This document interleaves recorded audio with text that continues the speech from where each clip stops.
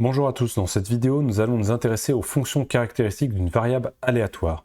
Nous avons déjà vu ensemble qu'il y avait deux façons de définir précisément une variable aléatoire.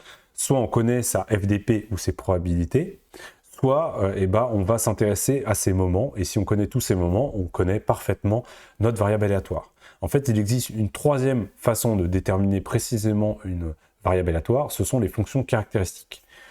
Donc allons-y. Donc ces fonctions caractéristiques, la fonction caractéristique d'une variable aléatoire va être définie de façon mathématique, c'est une définition de maths. On va noter phi de grand X de t, c'est l'espérance de exponentielle de itx. Et ça, si on connaît cette fonction caractéristique, on va connaître parfaitement notre variable aléatoire. Alors, je vais y venir tout doucement, mais en fait, il y a deux sous-définitions. Le premier cas, c'est le cas où notre variable aléatoire est à valeur entière. Donc là, notre espérance va s'écrire comme la somme sur n de Pn, exponentielle de Itn.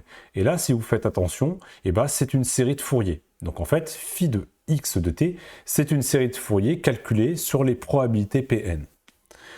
Maintenant, si on s'intéresse à une variable aléatoire à valeur continue, notre moyenne, notre espérance va s'écrire comme l'intégrale de moins l'infini à plus l'infini de la FDP, donc f de x, exponentielle de itx dx. Et là, si vous regardez bien, c'est la transformée de Fourier de la densité de probabilité.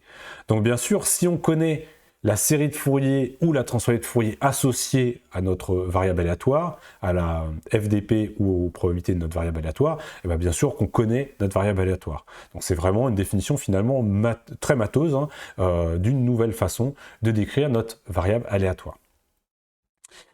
Alors, si on est dans l'espace de Fourier, on peut revenir dans l'espace des réels, et donc si vous connaissez la fonction caractéristique associée à votre variable aléatoire, vous pouvez recalculer vos probabilités. Donc dans le cas de la série de Fourier, la transformation inverse vous permet de trouver Pn comme étant égal à 1 sur 2pi, l'intégrale de 0 à 2pi de phi de x de t exponentielle de moins itn dt.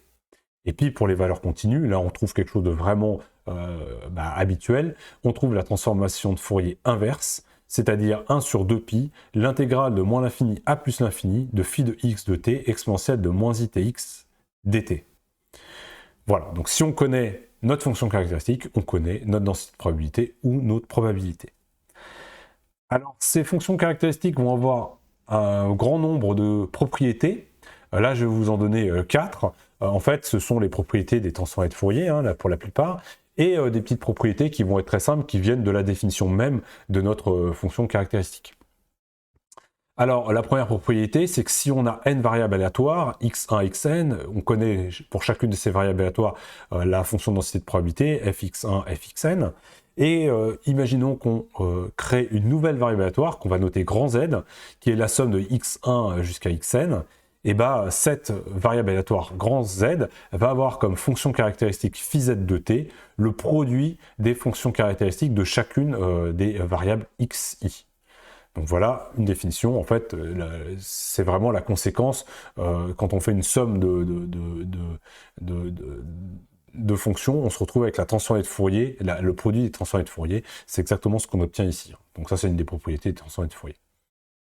Alors, deuxième propriété qui peut être utile, si on s'intéresse à la fonction caractéristique de lambda grand X, ça on peut montrer que c'est la fonction caractéristique de grand X qu'on va calculer en lambda de t.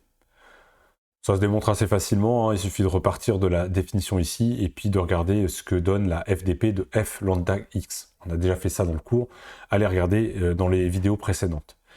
Pour ce qui est de phi grand X plus a, ça va être obtenu par l'exponentielle de IAT fois phi de grand X de t. Donc ça, c'est une autre façon de calculer la fonction caractéristique d'une variable aléatoire plus une constante. Troisième propriété assez intéressante, si je calcule la dérivée m de phi de x de t, donc la fonction caractéristique de x, donc je dérive par rapport à t, et que je la calcule en t égale 0. Donc ça, ça revient à faire notre dérivée m de notre intégrale, et à chaque fois qu'on dérive par rapport à t, vous voyez qu'il n'y a que l'exponentielle dans lequel il y a le t, donc ça va faire descendre un ix. Donc on va se retrouver avec l'intégrale de ix puissance m, f de x dx. Et si vous regardez bien ça, et là aussi j'ai fait t égale 0, hein, donc l'exponentielle donne 1, puisque quand t vaut 0, ça fait 1. Et donc si vous regardez bien ça, vous vous apercevez que ça c'est ce qu'on a appelé l'espérance de grand X puissance m. Donc ça c'est l'espérance de grand X puissance m, si je fais sortir le i, et je me retrouve avec im fois l'espérance de grand X puissance m. La conséquence de ça, elle va être importante, et on va enfin démontrer quelque chose que j'avais déjà donné sans démonstration précédemment. Si je fais un développement Taylor en 0 de la fonction caractéristique, et cette fonction caractéristique, on va l'écrire comme la somme de m égale 0 à l'infini de la dérivée m de phi de x de t calculée en 0, multipliée par t puissance m sur factoriel m. Et donc si je remplace cette dérivée par im espérance de grand X puissance m, je montre que la fonction caractéristique, c'est finalement la somme de m égale 0 à l'infini de i puissance m fois l'espérance de grand X m multiplié par tm sur factoriel m.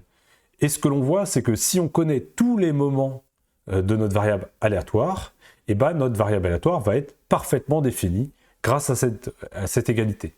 Donc je vous l'avais dit quand on avait regardé les moments ensemble, je vous avais dit que si on connaissait tous les moments d'une variable aléatoire, on connaissait notre variable aléatoire sans ambiguïté, ça vient de là. Si je connais toutes ces espérances, je connais parfaitement ma fonction de caractéristique, donc je peux finalement recalculer ma FDP. Donc c'est comme ça qu'on va travailler en fait. Alors on va même aller un peu plus loin, là c'est un développement de Taylor en 0, mais on peut très bien faire des développements limités et négliger certains termes pour être capable de mener des calculs, alors qu'on ne serait pas capable de les faire si on prenait tous les termes derrière qui peuvent être plus ou moins négligeables. Donc après il faut se poser la question si on peut vraiment les négliger ou pas. Donc voilà l'idée de cette fonction caractéristique. Si on la connaît, on peut calculer tout le reste, notre FDP en particulier. Donc je m'arrête là pour ce cours. Voilà.